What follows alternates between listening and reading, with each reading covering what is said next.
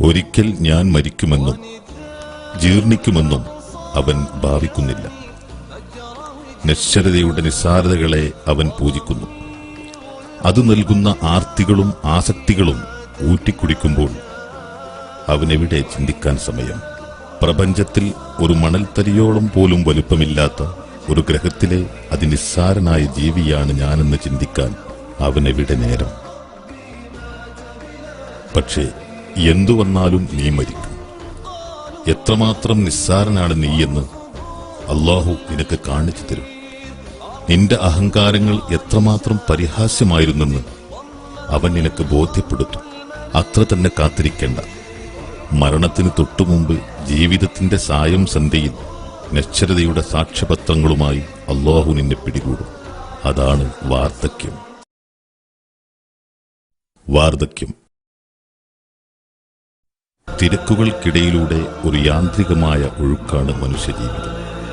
എന്നാൽ കാലം ജീവിതത്തിനു സമാന്തരമായി നിർവിഘ്നം അതിശീഘ്രം ഒഴുകുകയാണ്.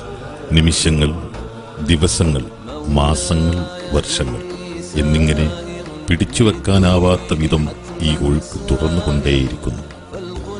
പക്ഷേ മനുഷ്യൻ ഇതെല്ലാം അവഗണിക്കുന്നു.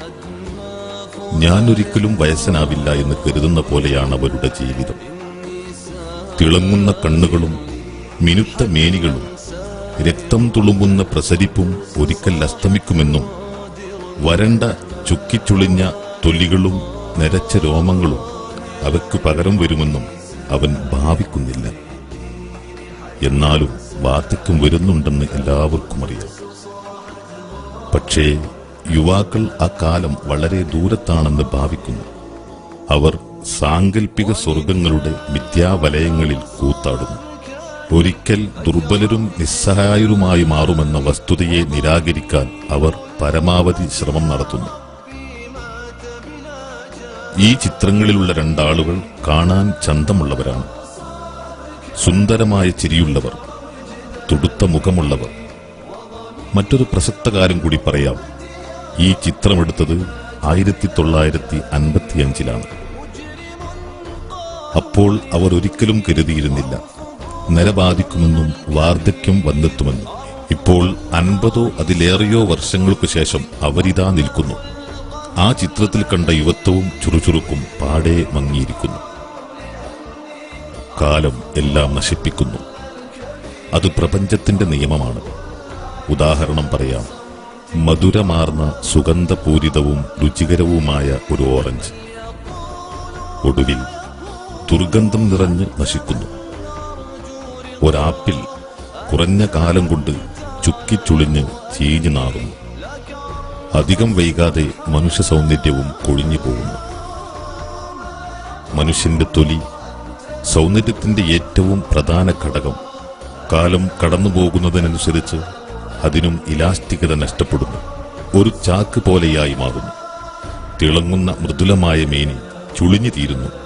വരൾച്ച ബാധിച്ച് വിണ്ടുകീറിയ ഒരു നെൽവയൽ പോലെയായി മാറുന്നു.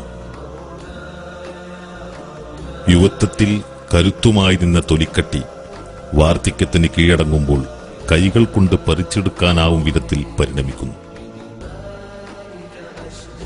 ശരീരത്തിലെ മുഴുവൻ അവയവങ്ങളും വാർദ്ധക്യത്തിന് അടിയറവ് പറയുമ്പോൾ കണ്ണുകൾ കുഴിയിൽ ചാടുന്നു. മുഖം പതിഞ്ഞു പോകുന്നു. മൂക്ക് വളഞ്ഞും തിരിഞ്ഞും നിൽക്കുന്നു. യുവത്വം സൗന്ദര്യമാണെങ്കിൽ വാർദ്ധക്യം വൈകൃതമാണ്.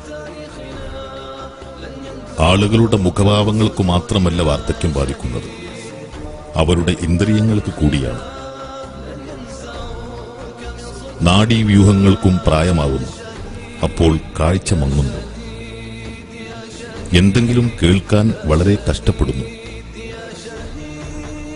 മനുഷ്യ ശരീരത്തിൽ കാലം നൽകുന്ന ഈ നാശങ്ങൾ പറഞ്ഞുകൊണ്ടിരിക്കുന്നതെല്ലാം ഒരേ വാക്കുകളാണ്.